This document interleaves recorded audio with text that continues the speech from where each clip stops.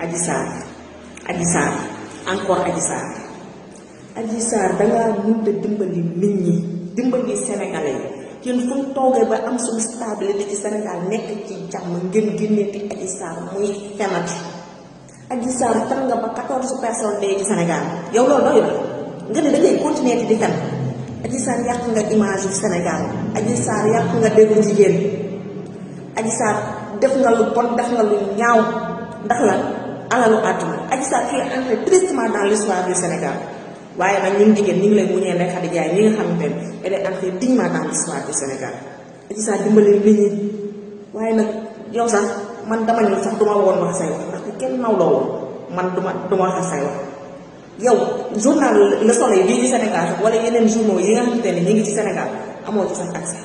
kon nag boo demee ba acquérir le monde kon y a des bras armés derrière toi gis nga ñooñu nag bu leen ko jaralee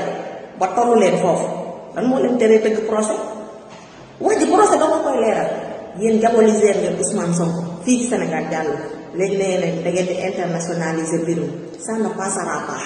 gis nga patriote yi nekk Sénégal bii nga xamante ne daf leen jaral ñu xeex ba tëdd ba ay bakkan daanu ci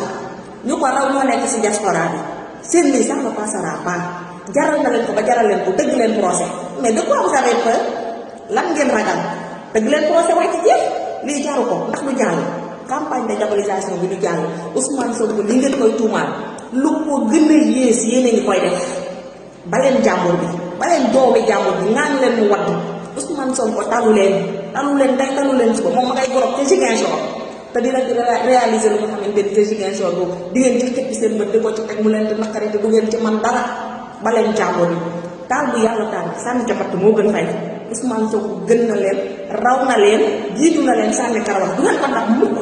du ngeen ko dab moo leen gën ci juddu gën leen ci ndey gën leen ci baaj baleen jàmbur bi baleen Ousmane Sonko yéen la yéen Ousmane Sonko bi ngi toog di liggéeyam bu waxee ngeen lu tax muy wax bu noppee ngeen lu tax muy nopp Ousmane Sonko du leen faale du leen tontu nit ñi ñoo leen di tontu ñoo leen di wax ak yéen parce que yéen ay baadoo la ngeen xamoo leen seen bopp ñàkk ngeen fayda ñàkk ngeen personnalité yéen lii lan la yéen ngeen di mel ni dëmm ci kaw doomi jàmbur ji nii mun na leen a ba kii